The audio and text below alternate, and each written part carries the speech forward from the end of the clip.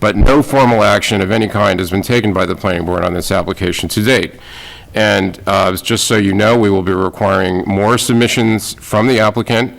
We will be reviewing input from other involved and interested agencies, considering public comment, and conducting our own independent review, assisted by our engineering and planning consultants, before any substantive decisions are made.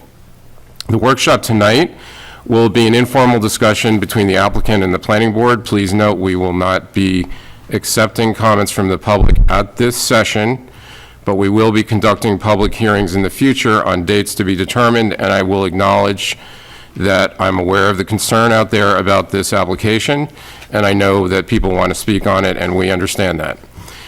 We follow a process mandated by law that applies to every application, including this one. We endeavor to assess every application fairly and objectively, and to do that, we need to follow the rules. We will not be making any, as I just said, we won't be making any substantive decisions without benefit of comments from the public. And I can't talk to people offline about the merits or substance of this, but if people have questions about general process, I'm available, and I'm sure other board members are available. General process only. We can't go into, you know, what we think about it or anything, or decisions or anything like that. And it occurs to me that we should consider, we did this on another application, a site visit. We should talk about this, a site visit to the neighboring properties to assess the potential impact on neighboring properties. We would need the property owner's permission to do that, so we can perhaps figure that out during our discussion. So back to tonight briefly. We're first going to hear from representatives for the applicant. They will give us a general presentation summarizing the proposal, and it'll include slides that will be on this screen right here.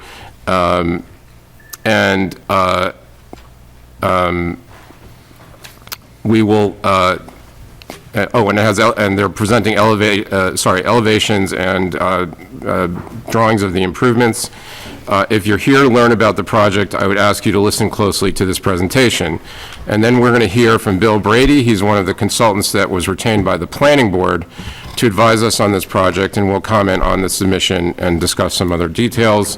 And we'll then open it up for discussion by the planning board. Some of this may be technical, but we'll try to make it as accessible to everybody as we can. And if you're following at home, or if you want to study the plans at your leisure, the applicant's most recent submission is on the town website under the planning board tab. It's the September 27th, 2023 submission. That will be, as I said, supplemented periodically, so you want to watch that as we go forward. We only have an hour for the workshop. If we need to have another workshop, I'm certainly open to scheduling that. You may be wondering who on the town side is involved in the review. This is your planning board. They have nameplates, in case you're wondering who they are. They will coordinate and conduct the review, supported by their consultants. Bill Brady, I mentioned, he's here. He's right there in the corner. And his partner, Bonnie Franson, work for Nelson, Pope, and Voorhees. This is that's the planning firm that's providing consulting services to the board. Not here tonight, but also working on the town's behalf are CPL, that's the town engineer, and HVEA, a firm we hired specializing in traffic analysis. So they will be looking at traffic studies and at issues of access and things like that. You may see these consultants at future meetings, but even if you don't, please be assured that they will be assisting us basically every step of the way during the review. And by the way, I don't see Mike. Anyway, by the way, all of the planning board's consultants are paid from an escrow account funded by the applicant. They are not paid by using taxpayer dollars. And I'll ask Kelly when the time comes to introduce maybe your team, or at least the members of the team are going to speak. And I just have a little bit. Did we get the mic, or the mic's not here, right? Okay. Okay. I just have one more. I have one more point to make. When we complete the workshop, we're going to take our break and we're going to come back for a regular session. You can stay for that because we have, if you want, we have 6 senses on the regular agenda. I just want to explain why. We're not voting on the substance of the application tonight. As I said, there's a lot more work to be done before we, I think the mic is here, before we get to that point, including public comments. What we will be voting on tonight, just so we're clear, is whether to commence the formal review process by circulating the application materials to other interested and involved agencies, as well as Dutchess County's Department of Planning for their review. And we're also going to declare our intent to serve as lead agency for the review. Bill, the consultant I mentioned, is going to take us through that. These are procedural steps under state law. They're necessary to begin the review process. They are not any kind of an approval. They don't even imply that any approval is going to be granted. So I hope we're clear on that. And I would also add, I think most of you know, the proposal does involve Hyde Park. Some of the parcels are in Hyde Park. Their planning board will be conducting a review. I assume we will be the lead agency, but they will do the review they need to do, and we will coordinate with them. So that's it for my comments. I'm going to just see if the board has anything, if I misstated or anybody wants to add anything or subtract. Okay. So at this point, I will turn the mic, which we now have, over to Kelly and the Sixth Census team for the presentation. The board members are going to have to go down. If you want to see the slides, you can do it either way. Yeah, if you want to see this, okay. I want to be like Jack. You want to be, okay, great. So if you're ready, we're ready for your presentation. Very good. Thank you, Mr. Chairman. Thank you. I think it's okay as long as everyone in the audience can see it. This is our camera, right? The screen? Yeah. Okay. Okay. I'm Kelly Leibolt with KARC Planning Consultants, and with me this evening is Mike Palumbo from the IHG Group, Rodney Morrison from LRC Group, who is our civil engineer, Victoria Polidero is our attorney, and also Andrew Klein from Workshop, who is the architect for the project. Not in attendance is Creighton Manning, which is our traffic consultant, and MJ Engineering, which is the consultant for our water and wastewater analysis. Let me start. You know what, let me just turn over to you, sorry, first, so we can get, Mike is just going to do a brief overview of the project and the program. Yeah, so, can you Are hear they me? picking it up? Yep. Okay. So I just want to talk about Sixth Senses and what that is. So Sixth Senses is a wellness brand that is focused on wellness, sustainability, and learning, and that it is a retreat group that actually does a lot of teaching on different wellness activities. It could be yoga, it could be massages, it could be equine therapy, it could be also in this community, it could be on beekeeping, it can be on, we bring in experts to hold programs on certain areas. So that's what this is about. It's also about welcoming and about community. So I say community because this is going to be a farm with a retreat in it, and so we welcome the community to be involved as much as possible. Also in the retreats, what does the community want to learn something on specialized? So we also want to in this talk about how somebody comes to this retreat. So it would be booked, you have to book a program, you have to book what programs you would be interested in, and at that time the IT program would decide if there is a stay required for a number of things activities you would like to do on site. So it's just not a drive-by, hey, I want to stay there, kind of a place. But if there's programs involved, then you're welcome to be on the property. So. Okay, good. Mr. Chairman, I'm just going to do really an overview of the project and the property, then talk about the project, and then go through some of the issues that we've analyzed that we can present to you. And then I'll briefly go through the architecture for the project. It's probably a little bit of a longer presentation than we would normally do, but we thought it was very important to get the information out to the public and the community. Okay, sounds good. Thank you. Starting here is just an overall orientation Do you want me to wait? Okay. For anyone in the audience who doesn't know where the project location is, so you can see the dot on the drawing, and this is directly located off of 9G.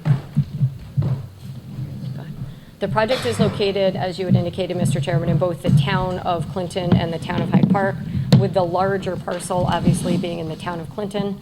The addresses are on the top. The acreage is about 228 acres in Clinton, about 8.2 in Hyde Park. The zoning in Clinton is the AR3, AR5. The zoning in Hyde Park is the Greenbelt. And the portion of the property that's located in Hyde Park is primarily the access for the property.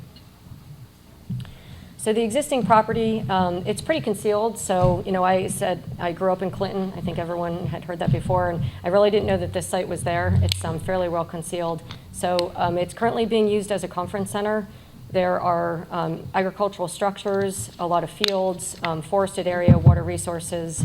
There's approximately 19 structures on site, including everything from sheds to barns to structures, houses. There is a single access from US Route 9G over an existing bridge, and the current facility operates on a septic system and then on-site water through a series of wells. I'm just going to go through a few aerial photographs to try to orient everyone to the property because it is so concealed, and just really to explain the extent of the vegetation on the site and the extent of the forested areas. So this particular area is really standing over top of US 9G and looking north. And so what you're seeing is the equine facility, which is the barn, and the open pastures. You can go to the next one. So similar view, really standing a little bit south of the entrance and looking north, and you're seeing predominantly the open fields and the open grassed areas. The development that, whoops, if you can just go back. The development that we have proposed really has taken into consideration and been very mindful of the habitat. And so I really wanted to point out some of the, I'm just going to take this for a second, some of the areas, I don't know if this is going to work. No, it won't work on this screen. So I really want to point out the forested area to the left of the driveway. And obviously the forested area on the right of the screen. And so again, the design has taken into consideration a lot of the habitat there and tried to place the improvements in areas that have been previously disturbed. Similar view of the equine facility. So obviously this is looking northwest. Off to the left would be, or to the top of the screen would be 9G, and then obviously the agricultural equine fields. So pivoting around, so we're kind of pivoting around to the south, almost the same orientation. Now we're looking southwest, and this is looking at the Stonehouse barn that's in the center of the photo, looking southwest. Again, 9G is off to the top right of this screen, and then this is predominantly the area that's been previously disturbed through agricultural and the conference center uses. Similar use, so this is the existing condition looking east. And, whoops, if you could go back, sorry. So the purpose of this slide really is to show the vast expanse of forested areas. As you start to go up to the back of the property, this is really up that slope, and you're looking back towards Brown Pond, Lake Pleasant Road, and Browns Pond Road, and just to get an extent of the depth of the forested areas as you proceed to the back of the site. This view is obviously looking north, so this is on the property line looking north. And again, this photo is important, and I'll bring this up when we start to talk about the project.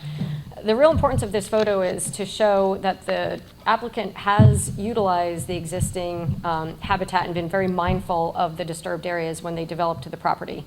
And when I start to talk about the project, you'll see that most of the guest houses are located on the two fields on the left and the right, maintaining that forested area in the beginning, in the center of the site. And also to take into consideration the heavy forested area that is along the property line and 9G. So there is a significant buffer there, both deciduous and evergreen trees, as you can see, so this is leaf off. This is actually just looking south past the entrance. And again, this is looking at that same buffer along 9G. You can see 9G off to the side of the frame up on the right top. And you can get a sense of the depth of that buffered area between the road and the developed area.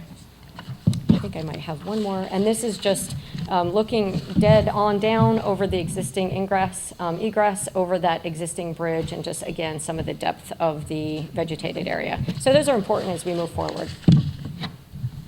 So as Mike had indicated, this is a health and wellness. Thank you.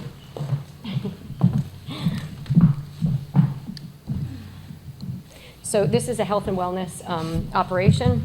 And as Mike had indicated, some of the primary programs that would occur at the site: equine therapy, yoga, Pilates, I'm just not going to go through the list, but stress relief programs, organic farming, farm-to-table workshops, and property history immersion. And the key is to try to involve the community in some of the programs and educational programs and opportunities that are at this facility. Again, this is kind of an overall holdings plan. I'm going to try to use this and see, I don't want to blind anyone. This is the area that we're talking about on the bottom, which is primarily the developed area on the property. The heavy forested area is obviously this area to the top that we had shown in some of those images. So this is the master plan for the project. When we start our regularly scheduled meeting, we actually have this board so we can bring it if the public wants to actually look at it. We brought it as an opportunity.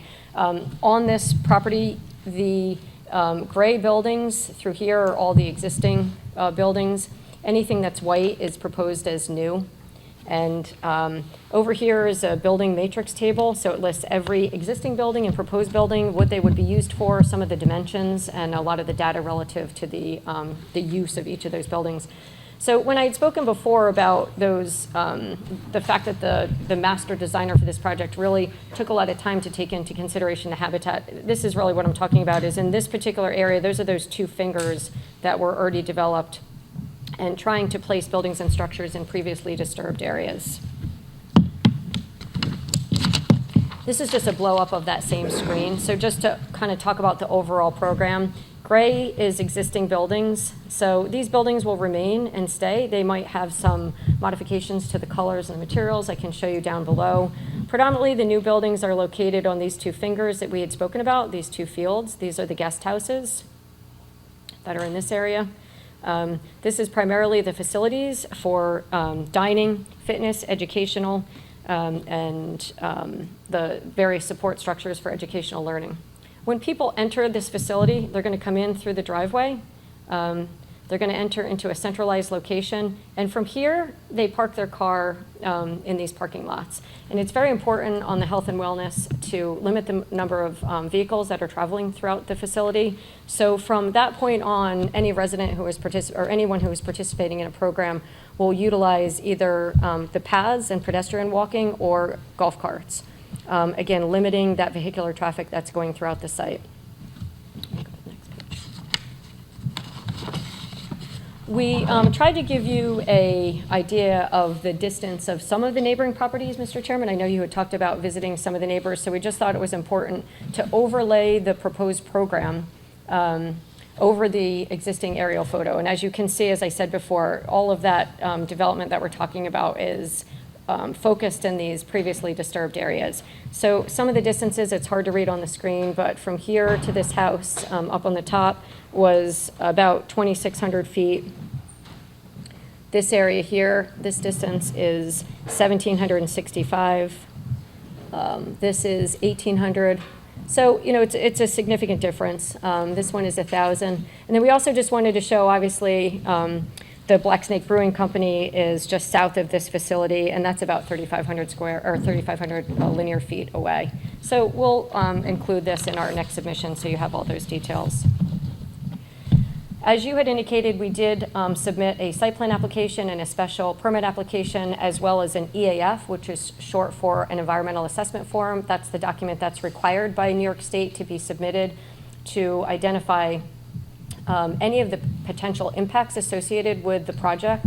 And if any impacts are identified, it is upon the applicant to provide the support information to detail any of those impacts. And so what we've done to date is we've provided an assessment of the following items. I'm going to briefly go through each of these The environmental assessment is on file with the town, and that, of course, will be reviewed by the various consultants, including Mr. Brady and the engineering and traffic consultants. So first, we'll start with water. The existing site, as I indicated, uses a series of wells that are currently operating. And so the proposed project will utilize those same 2 existing wells for potable water and for fire protection. So no new wells will be installed. MJ Engineering has completed a 72-hour pump test that's been already conducted. Their information that they provided said that there was no significant drawdown on the on-site wells, which is very important. There was 90% recovery, which was achieved in 24 hours. In the estimated radius of any significant pumping influence did not extend off the property. As required by the Dutchess County Department of Health, they've completed the Part 5 lab testing, and there were no exceedances of any state levels that were noted. That final hydrological report is currently being prepared, and that will be submitted to you shortly. The project would require a new distribution system and a holding tank, a storage tank, which will be used for both domestic use and for fire protection. Okay, moving along to sanitary sewer. The existing site uses a series of septic systems, and the proposed project will convert those septic systems to a on-site centralized system, which we call a wastewater treatment plant. That will require review from the Department of Health and also from the New York State Department of Environmental Conservation. The location of that proposed centralized system is right here on the bottom. The proposed discharge would be into the Crum Elbow Creek, and we've had preliminary speedies permit limits that have been provided by New York State DEC, and then based on the design flow, we will work to develop alternative treatments to meet those limits. So next is drainage, or what we commonly call stormwater. LRC Group has completed deep tests throughout the site. What does that mean? They go out with an excavator, they dig down and dig deep holes, and they analyze the perk ability of the soils to be able to withstand drainage on site.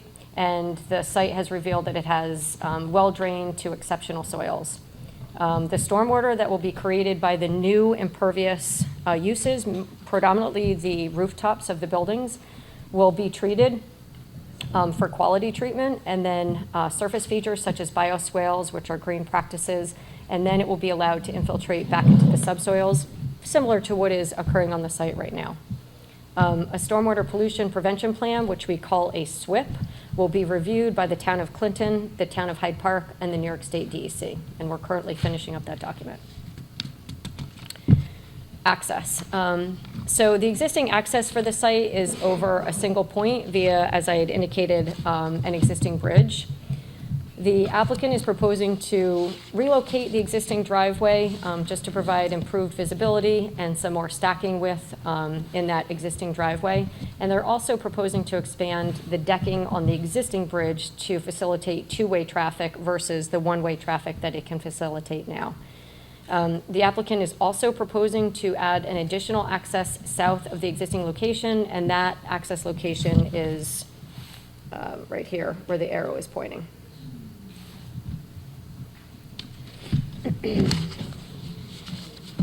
So we did talk about internal access, and I had indicated that the applicants are going to arrive through this controlled access point. They're going to park in that designated parking area, and then their internal access will be limited to pedestrian and pedestrian paths and golf cart use. Obviously, this site needs to be able to accommodate emergency access in the situation where there was an emergency. We need to be able to facilitate fire trucks and other types of emergency vehicles. So we did provide a truck turning template drawing, which is up here. And what this is we take the dimensions of the fire truck and emergency vehicles, which is in the bottom corner, and we actually run the truck through the site to make sure that it can make safely all of the turns on site and access the various structures and the buildings. So that has been completed. That is under review by the fire chief, the town engineer, and the town's traffic consultant. We are in the process of completing a traffic report, so that is being completed by Creighton Manning. They have already recorded traffic information relative to vehicles that are going over 9G on a daily basis, which is approximately 8,600 vehicles per day. They have analyzed the intersection sight distance, and so I just provided a definition of what does that mean. So they look at the measurements from the perspective of a vehicle who's exiting the site, and you're looking at vehicles that are traveling north and south along 9G just to make sure that they can make safe left-hand predominantly out of the site onto 9G. They also looked at stopping distance evaluation and whether or not there's sufficient distance for a vehicle to stop when they can identify the location of the driveway entrance. So in the table in the bottom, what was recommended for right turn out of the driveway is 595 feet, and there's 750. And then for emergency delivery access, there's available as 850 feet, where recommended is 595. And we go through all of the different dimensions. And so for all of these dimensions, there was more than sufficient distance for those site distance analysis.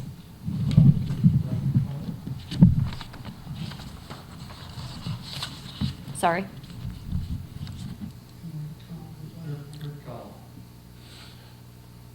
Recommended, and the 620 rest for 625.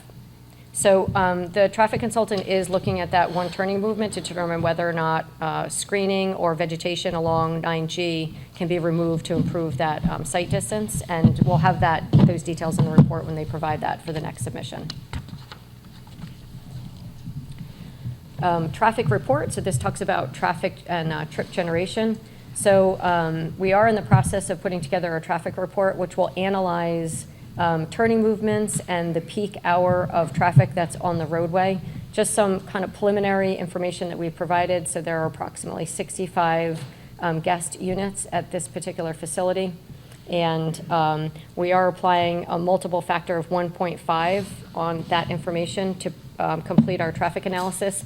This analysis will be completed, and it will be submitted to the New York State Department of Transportation and also to the town's engineer, Hudson Valley Engineering, who's reviewing your traffic review.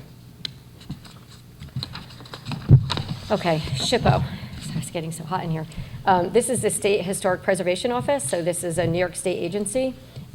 This particular site was on the SHPO website as having the possibility for historic or archaeological materials that could be found on site. So we retained an archaeological professional consultant who completed what we call a 1B archaeological field analysis.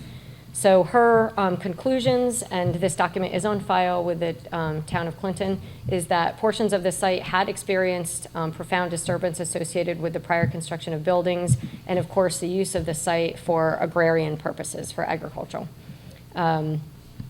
Either way, she had to complete what we call shovel tests. So the consultant goes out, they actually set up a grid system. They dig holes to determine whether or not there's any artifacts that may be found in the soil. There's a sieve that they go through to determine if there's any artifacts, and then she completes a report.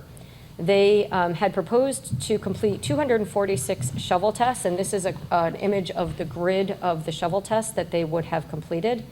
50 of those areas could not be excavated due to prior disturbance, steep slopes, or saturated soils. 196 shovel tests were completed, and there was no cultural material that was identified in any of the 196 shovel tests. The report concluded that the probability of encountering any prehistoric and historic cultural remains on the site was assessed. There was no deposits that were identified. And the recommendation from the cultural resource consultant was that no additional resource investigations were warranted.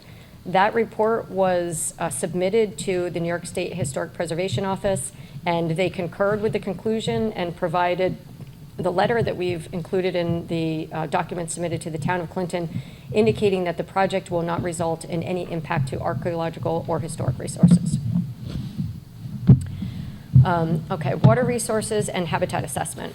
So we did hire a consultant who has reviewed the wetland resources and the habitat on the existing facility. They have completed their analysis and their wetland mapping, which is reflected on the drawings that we provided you in our submission. Depending upon the location of the the secondary bridge crossing, a New York State Protection of Waters permit may be required. A further analysis may require local permits from the towns of Clinton and town of Hyde Park, and possible permits from the Army Corps of Engineers and New York State DEC. It's not anticipated that the project is going to have any impact on any of the federal and state threatened or endangered species or their habitat. If deemed necessary and Blanding's turtles are identified, then a protection plan will be followed. Consultation with New York State DEC on that issue has already started. And any mitigation measures to address the Indiana bat, northern long-eared bat, or any of the other endangered species will be taken into consideration and under advisement from the ecological consultant. So, now we're getting into some of the components of the project. So the site lighting plan, it actually is hard to see on this plan because they actually are hard to see. So the lighting is proposed as being I would call very dim, so sufficient for emergency services and for people's safety throughout the site, but the intent is not to light up this particular facility. So all lighting is going to comply with dark sky compliant requirements, and all will comply with the safety standards. So just to give you an idea, you can go to the next page, sorry, Amy. Just to give you an idea, this is a photometric plan. So for those who don't know what a photometric plan is, what the lighting consultant does is they take the actual light, and there is what we call a foot candle, which is essentially a footprint of the light as it hits the ground, and they plot that on a drawing. And so you can see the intensity of the light as it hits the ground surface. So this is a photometric plan. So anywhere where you see a dark area indicates at night that there would be light shining down. Anywhere you don't see a dark area is the light has dispersed enough and there's no light that's exceeding those particular areas. There is a table on the bottom left that lists the foot candles. For those who really can't vary what is a foot candle, I'll give you an idea. The foot candles on this site are so low that they are 1.9 is the highest, down to 0.11 foot candles. For argument's sake, if you pull into a gas station and you want to pump your gas, that's about 55 to 65 foot candles. So these are very, very dim lights. When we talk about lighting, we also talk about, you can hop to the next page, we also talk about the color of the light. So now we go to Home Depot and we're trying to buy a light bulb, and there's 8 million different colors that you can purchase. The colors on this property are going to be in the 2400 to 2700 range. What does that mean? For most of us, we like to buy 3000 and up. That's a white light. So that's where you get into white and whiter lights. These colors are what we would consider amber to less than amber. So amber is 2400, slightly above amber is 2700, 3000 is where you get into white light. So these are very low-lying lights, again, just to identify paths and areas for people who may be walking, locations of buildings. There is no intention to provide significant lighting that would strew off-site for this project. So this plan and the second plan, these just show the details for the lights. They're very detailed. It shows the light, the spec, the color, and the foot candle. Okay, moving on to landscaping. So this is an overall landscaping plan. I think you can just hop to the next one, and I'll just talk about this really quick. So predominantly, the landscaping plan's intent is to remove, when I walk out there, I don't see invasive species. The master landscaper walked out and saw invasive species everywhere. So the overall plan is to remove invasive species and to replace with native species. The other effort is to cultivate the area so that the native species can restore, so that we allow those existing trees, shrubs, ferns, and so forth, so that they can continue in the habitat that they're currently in. The landscaping plan will also include different pollinating areas, particularly for bees and butterflies. The intent, again, as I had indicated before, is to develop in areas that are already developed, and then to cultivate and enhance the existing landscaping. One of the proposals as well is to plant a landscaping berm along the edge of the property, where it's really the property line between Clinton and Hyde Park. This is an interesting buffer, so this is more of an ecosystem berm. And so it's intended to use existing native species as the base of the berm, and that berm will be landscaped. As the berm organically deteriorates, it becomes a subsurface and a soil for the plants that are on there and essentially feeding those plants. So it's kind of an ecosystem in and of itself that we're going to create along that property line for aesthetics and then obviously for purposes of noise. Now we're getting into the architecture, and I'll probably move a little quickly through here because we're getting, I think, close on time. Can you go back one more? Sorry. This is a plan that shows the building's colors and material schedule. So everything that we've provided from here on out, oftentimes you see at the end of the project, but we think it's very important to get these details to you in the beginning so you can get an understanding of what are these buildings going to look like. The intent from the architecture on this site is to continue with the agrarian theme, the agricultural theme, and a very minimalist approach. The colors and materials have been selected that are similar to the colors and the materials on site. This again is available at the town hall and has all of the details as far as the color, the manufacturer, the spec. We even have doors and window styles and sizes on the right of this material schedule. So I'll go through these fairly quickly, Mr. Chairman. There are about 30 slides showing existing and proposed buildings. So the first few that you're going to see are predominantly existing, and you can tell that they're existing because in the corner you'll see a photo of all four sides of the existing building, and then we show a rendering if there's any changes to the colors and materials. And then, of course, on the bottom, we provide the actual manufacturer spec, the color, et cetera, for those colors and the materials. So this is an existing building. This is the stone house. This is an existing building. This is the yoga barn and the carriage house. Existing guest house. These are the stables, which you saw from the aerial photographs. This is an existing building. Off to the back a little bit, so maybe you don't see this, but this is the mill house. Again, the stables. Sorry, are these What they're going to look like. So the existing is down on the bottom. This is what they look like now, and it's kind of teed to the exact. So this photo is this image. We try to get all four sides so you can see exactly what the buildings looked like then and then what they'll look like now. This is the existing shop barn, the Kelly barn, which of course is my favorite.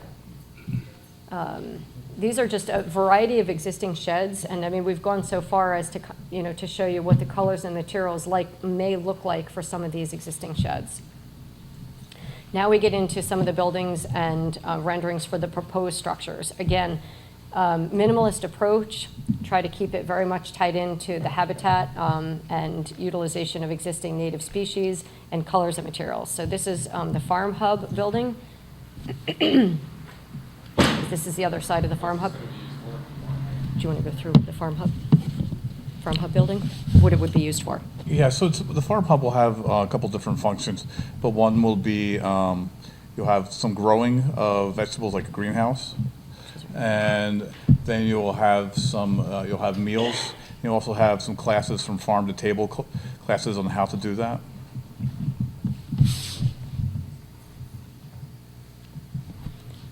And then this is a similar building that is part of the Farm Hub. Okay, this is the wellness, I think, educational programs and wellness center. Fitness is this building. I think there's one more, that's the other side. This is the gatehouse. So upon entry, this would be the structure that you are greeted with prior to going into your parking area. Typical new sheds. Agricultural sheds, so new sheds for a variety of agricultural purposes. Golf cart storage and staff parking. And these, now the balance of the images and the renderings that you're seeing are a variety of different cottage styles. So we can just kind of slowly flip through here, but this is deluxe farm cottage. Everything's kind of labeled on here. This would be a family cottage. So these would be the structures that are in those, kind of those two fingers on the south side that I had indicated. It's 2-bedroom.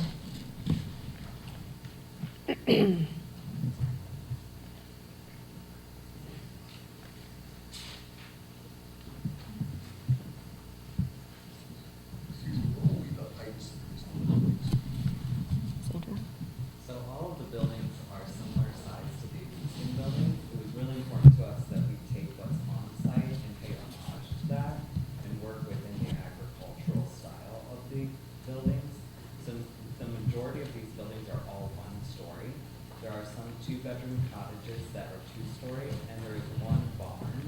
that is being built to the exact dimensions of an existing barn. Water facility she mentioned, the water tower, how high is that? So that's not a tower, that's actually a one-story barn. Yep. Pretty close, that's the other side. And, That's the one, that's, if you want to go back to that one, that's the one that we're talking about to replicate the existing one. And that would be a new barn. Let me just keep going. Okay, so as far as involved agencies and permits that would be required, as you had indicated, Mr. Chairman, this is both in the town of Clinton and the town of Hyde Park. Town of Clinton, obviously, the planning board would complete site plan, special use permit, seeker review, SWIP, which again is the stormwater report, and any freshwater wetland permitting, as well as the Conservation Advisory Committee's review. Hopping down to the town of Hyde Park, they would have a similar approval, so site plan, floodplain development permit, and the SWIP review. And their review, again, predominantly is the access to the site, so those two entrance areas. As far as Dutchess County is concerned, Dutchess County Department of Health will review the water and the sanitary that we had proposed, so reuse of the existing wells, and then the development of that wastewater treatment plant. And county planning will review this project, which we call 239M review. It's a statutory requirement that the county review a project because of the proximity to 9G. Moving forward to the state agencies, New York State DEC would review a take permit, which would involve Blanding's turtles if required, the SWIP, which again is the stormwater report, and the NOI, which involves the stormwater, the commencement of the stormwater work. New York State DOT will review the highway work permit for the ingress egress. New York State SHPO has reviewed the archaeological and historic components, so that's been completed. And then the New York State Department of Health will review the restaurant and the pool on the project. So for purposes of, I think that is our conclusion, Mr. Chairman, and we're certainly happy to answer any questions if we have time permits, or we can go to the regular meeting that you might have.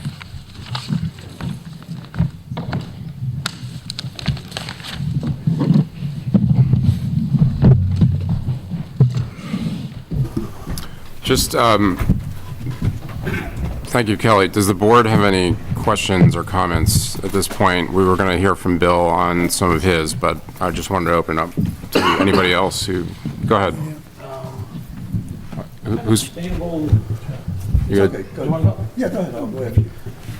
How are you planning on, Existing utilities like electric, and do you have any sustainable technologies that you're incorporating?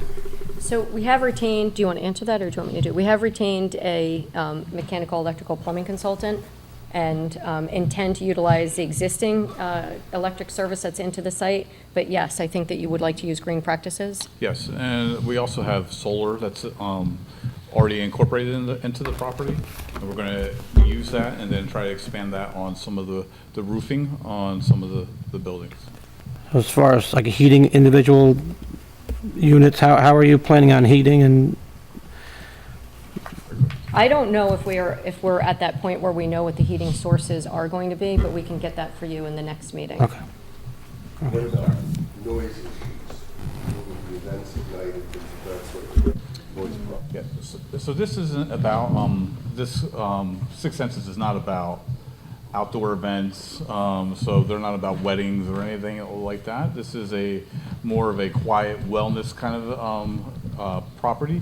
So, but we are, that's why we're building that berm to sort of, so if there is any kind of noise, that it sort of, dampens it so it doesn't go to the neighbors wouldn't hear any noise.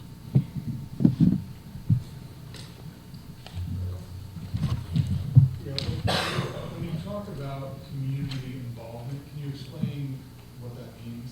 Sure. Do you want me to- Yeah, I mean, what we like from a community involvement, so if, so in two different ways. So one, in a way that we are all about retreats and programs. So if there is in the community a need for, they want to learn a whatever, that we would go out and find the expert and bring them in and hold a retreat on that. So there's also, I mean, we were will be a farm, so in this community of farmers, we would love to hold, future farmer events on the property. Anything that's to do with obviously wellness, yoga and other kind of wellness treatments that are there. We'll bring in experts, but also, if there's something that the community wants, we'll bring it in. So. The general idea is that this property is accessible to those who have booked a program Yes. and therefore a room. Not a room. Not necessarily a The room. program. Yeah, the Yeah. program, yeah. Maybe a room. Right. Yep. But it's not just like open for restaurant, pool, trails, that. Right, so they had to book a program, and then they could come in to the facility, so. You have an average cost of your programs that you offer at other sites, high, low, medium, revenue per customer? I mean, I don't off the top of my head, but I mean, this would be the first one of like this in the US. So it would be I don't have off the top of my head the. And I how think a much. lot of the program cost is dependent upon the hard costs and so forth into the project and the eventual construction, so I would imagine that that factors into it. I think that's gonna be helpful, and for me, as we go forward, to understand what that is, because a $100 program, $2,500 programs, that, talk about who from the community is gonna be able to access this, so that's something I'd like to learn more about. I thought originally this wasn't going to be a facility that you would come and go in the same day. I thought originally you proposed, maybe I heard wrong. So it looks to me that I can sign up and go snowshoeing for the day, or I can sign up and learn how to shoot a bow for the day. So there will be coming and going, so you can interact with your facility without lodging. Is that correct? That's correct. So if they have a program that's only a one activity that lasts a couple hours, the site wouldn't say probably a room is necessary. Now, if you book 5 different activities in that day, like equine, massage, and then a retreat learning, that might say that it needs a one-night stay to accomplish all those activities. So to that question, to Jerry's question, can you talk about, how many people, guests and staff are going to be on the site and coming and going, and sort of what we're talking about in terms of volume of people, if you could project that? Yeah, I mean, so the total number of staff is split between 3 to 4 shifts. And we'll have full-time employees and part-time employees, but and we're hiring all local people. So that we're looking at, maximum amount of people for employees is 150 employees. Now again, that's divided by 4 shifts, so you might have Over 7 days. over 7 days, right? So it's can you hear me? Okay. So and then the guests coming and going. I mean, it's hard to say coming and going, but I obviously one of the concerns is going to be impact on 9G traffic, as well as just noise of vehicles and, people going in and out. So we'd probably want to get a handle on that, I think Yeah. when we provide the traffic report, I think that will help. But it's important to note that when Mike talks about 150 employees, that's how many they intend to hire as far as full-time equivalent. That doesn't necessarily mean there's 150 there anytime, one day. So they're scattered throughout the week, and obviously that's over 4 shifts. Okay. Can I, sorry, I cut somebody off. I was going to say one other thing. In terms of the visual impact of the facility, is there a way to simulate the view? I know there's going to be a berm and, planted berm, but is there a way to simulate what you would see driving by on 9G as well as from the side? So the houses that are on one side, I know Yeah, I mean, on the back, certainly- there's not much going on, but on the side. The one yeah. on 9G I think is pretty easy because it's so heavily screened, and that's why I was saying that in the beginning of the presentation, the extent of the forested area that's there, and the depth of the setback. So we can provide a visual of what that would look like. And then if you can identify from what locations on the side that you would want those views, if it was the south or the north or so forth, if you can provide that, and we can prepare that. And the model, how are we coming on that? Thanks. Jack? It would also be useful to see distances to nearby streets and to Brown's Pond in particular, so we can, assess whether there's any impact there. So we did provide that one illustration that Yeah. shows, and so this is this one. Yeah, so we did provide that to Brown's Pond and to some of the nearby houses. So that area's all going to stay forest. Correct, correct. And when we get the traffic plan, will it show what the delta will be to existing 9G traffic at various times of the day? Yes, yes, it will, correct. I think Paul had said it earlier, but I think we could quell a lot of concerns if we do some type of on-site sightage from the neighboring properties so they can see how far and give them a sense of calm to what they might be envisioning, because you're not going to build a berm that's going to go due east, due west. Obviously, you can address the western boundary. The northern boundary is not an issue because there's nothing over there, but I think the majority of our audience, I think, is going to be on the east-west boundary.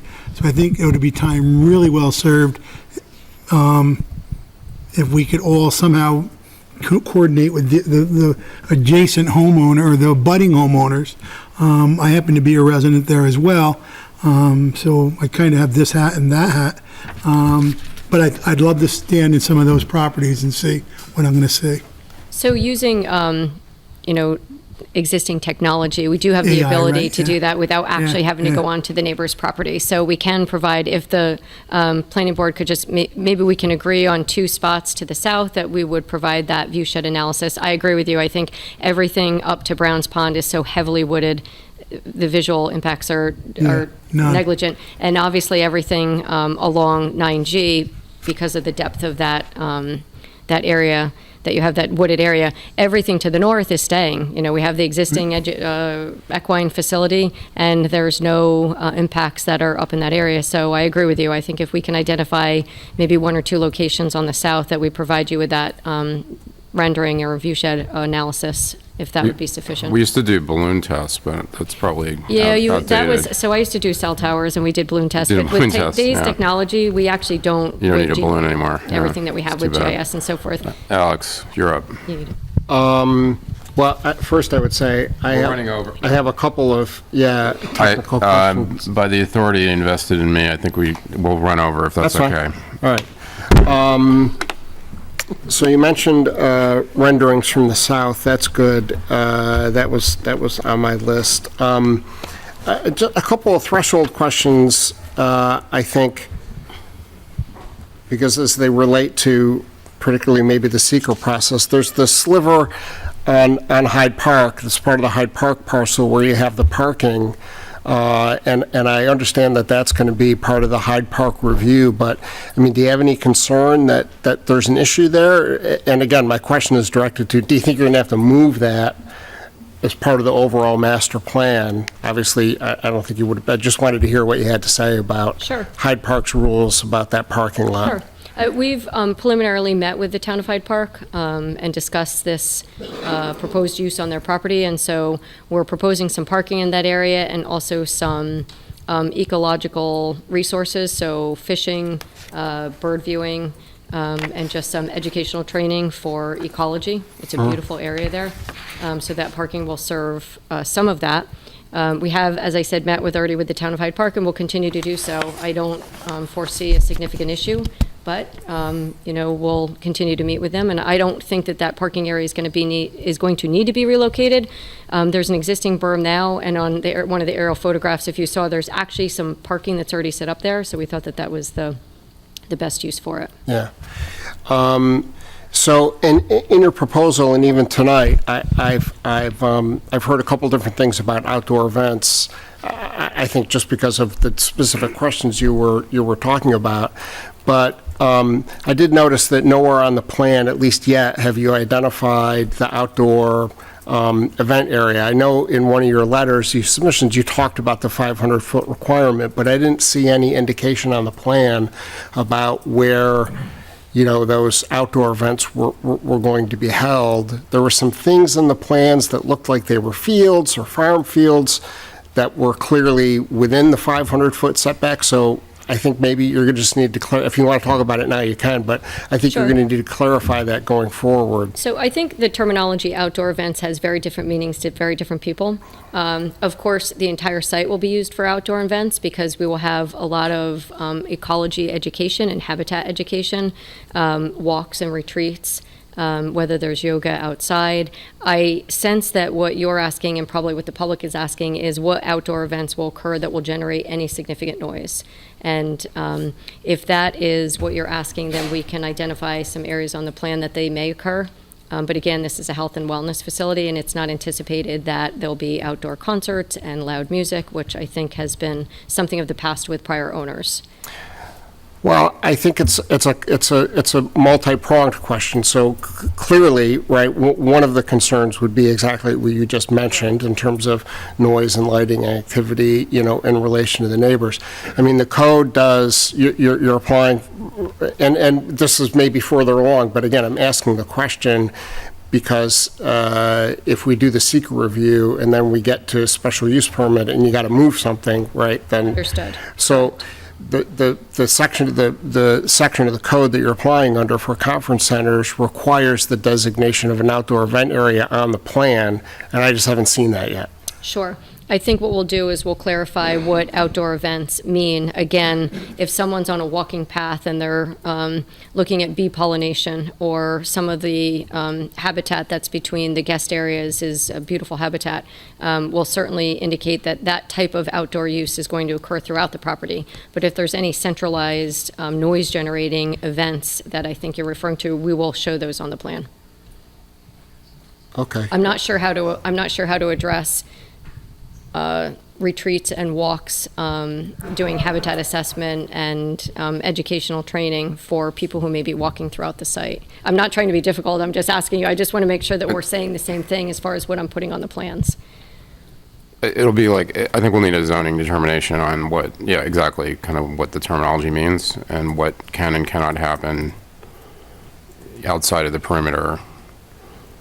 But I take your point. I mean, is walking in groups in an event, is doing yoga in the field an event? I mean, it may be, but I just want to figure Okay. that out. Okay, sorry. No, because I think that's it's a good segue into another just kind of process question I had, right? At some point, we're going to need to get some threshold determinations from our ZEO, and so I think, you've given us some program information, but I think probably more program information on that, on how the programs are going to operate. Mike, to the point that you addressed before, right? How are people staying at the facility? They have to be assigned to a program. I think more information to describe how you're going to operate is going to be useful. Will do. Right, we have to categorize the use under our zoning laws. So if you're applying as a conference center, what makes you a conference center as opposed to a hotel, for example? And we'll need a narrative on that will go to the zoning officer, who will make that ruling for us, along with The frontage. the frontage issue. I'm missing one. Oh, the status of the current special use permit. Yeah. Whether that's still in force is another zoning officer determination that we will need. Am I missing one? Was there another one? Or No. Frontage. Those are what I had. and any variances that the zoning officer feels are necessary, I I mean, guess. based on the information we get, so. So whatever you can provide us to allow that determination to take place, I think would be helpful. All right, very well. There was this is probably really nitty-gritty. There's like one little sliver of the guest parking that looks like it's over the 200-foot setback, like in the lower, were you intending to just lop that corner off, or? I'm going to reserve judgment because I'm not exactly sure where it is, but if it is over, oh, I see where it is right now. in Right, that the plan. little itty bitty corner, yeah. So that's the difference between, a master plan and an engineered site plan, so that will get picked out when, we utilize this for more illustrative purposes, but when Rodney gets into providing, and we have provided you with the site plan, but when we get into more detailed drawings, we just use this for presentation purposes because I think it illustrates, because it's rendered more easily, the buildings and the landscaping. Yep. In addition to whatever the state is doing, will our experts be evaluating things like the water treatment plant and, what's actually going to go into the elbow, the chrome elbow and things of that sort? So, Bill, you may want to address that. My view is, we would want an independent verification. I mean, the state is going to look closely at something like that, but I would still want. Sure, your engineers. Do you want to get on the mic for a second? You want to talk about that at all, or? Sure. Should I give a little overview about the? Yeah, so process? Bill, as I said, Bill is one of the planning board consultants, so we just need to get him to a mic and watch the wire. Thank you. Thank you again. So as you mentioned earlier, Chairman, that this is really just the beginning of the town and the planning board's the first steps in your environmental review under the seeker laws. And sorry, my name is Bill Brady. Paul had introduced me, but Bill Brady with Nelson Pope Voorhees planning consulting firm hired by the town for the town planning board. So as you had mentioned before, this is the first initial steps for seeker. And tonight at your regular meeting, you're going to be taking a look at a resolution to state that you're declaring your intent to act as lead agency, and the board, if that's approved, will be sending out to all those involved agencies, local, county, and state, town of Hyde Park as well. And then if there's no objection within 30 days, then your planning board can then declare itself as lead agency. Then perhaps next month, you'll declare yourself as lead agency, set a public hearing for the following month. That's more opportunity for public comment. In that time, you'll also be hearing back from the county planning department as well. And again, in November, possibly there'd be a public hearing set for December. And again, this is all tentative. This is all just to kind of get you a little idea about some of the next steps happening. So. And then, if you'd like, I can kind of go through really briefly, some of our, if there's any outstanding issues, or we can just put our report into the record. So just in the interest of time, can we avoid the really technical stuff? I'm just thinking if there's some kind of overview type issues. Yeah, and also to Jack's question, in your experience, if we wanted to independently evaluate the plans for wastewater, wells. It's my understanding that, again, Yeah. the plans for the wastewater treatment, as well as all the drainage, and the traffic, there's a traffic engineer hired also by the town to take a look at that. All that's going to be vetted and taken a close look at. And again, as Paul pointed out, the New York State will be taking a look at the specs on the treatment plant as well, the sewage treatment plant, as well as the impacts on the stream and the Department of Health. I'm sorry, yes. So there's there's actually permitting, right? Approvals and permits, Yeah. and also your independent. Our engineering firm, evaluation. yeah, okay. You'll also look at the effect of the use on the aquifer, if there's going to be any? Yes, that's all going to be part of the engineering firm's look at that. Yep. And again, kind of a team effort between the engineer, traffic engineer, our planning staff, taking a look at the plans, and you've already gone over a lot of things that we're going to be taking a closer look at, looking at all the setback issues, impacts on surrounding properties, particularly impacts on Crum Elbow Creek as well. So that's a lot of that's in our report. You've brought up a lot of the items in the report that. So we've if there are any kind of overview type things, I'm not sure we need every little. No, again, but, yeah. We're providing comments on things to make sure that on all the plans, the set of the applicant's consultants are also pulling everything together, which they've been doing. They've been providing more sets of plans. They're going to continue to do so. We're pointing out to make sure you put the zoning boundaries, make sure you put different information on sets of plans that are easily read by you and the public as they get pulled together. We're pointing out, you alluded to the town's special permit requirements for conference centers. There's a list of, I think, 25 different items that have to get satisfied as part of the special permit. We're recommending that all those, make sure everyone understands as the board looks at all those different items related to the use, the size of the use, the number of people, even operation of the equestrian center, all those things have to kind of be pulled together as you review the special permit requirements. So we kind of reiterate that in our report and point some of those things out. So we're also focused on setbacks, as Alex pointed out, just making sure that it's all within zoning. A particular item that we wanted to bring up, you already brought up, is the involvement with Town of Hyde Park. Our understanding is that you're going to be applying to them for their planning board's review of the work and the parking and the access through the Hyde Park parcel along the road frontage. So we'll monitor that, and along with the planning board, continue to have meetings with the Town of Hyde Park as their consultant team has the project go through all the reviews. And just in terms of the environmental review, we use shorthand seeker.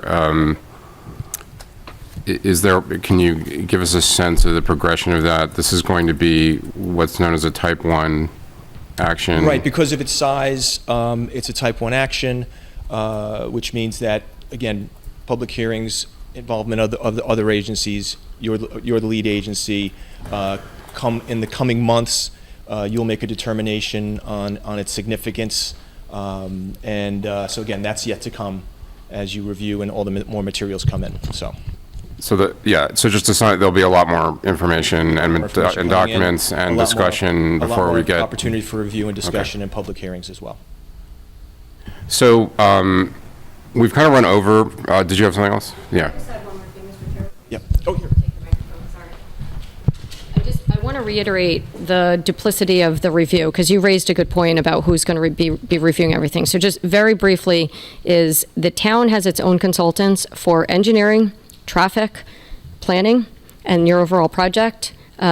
Those same consultants that you have are also work for the Town of Hyde Park. So it's a fantastic team effort. So the same consultants will review here, will also review in the Town of Hyde Park.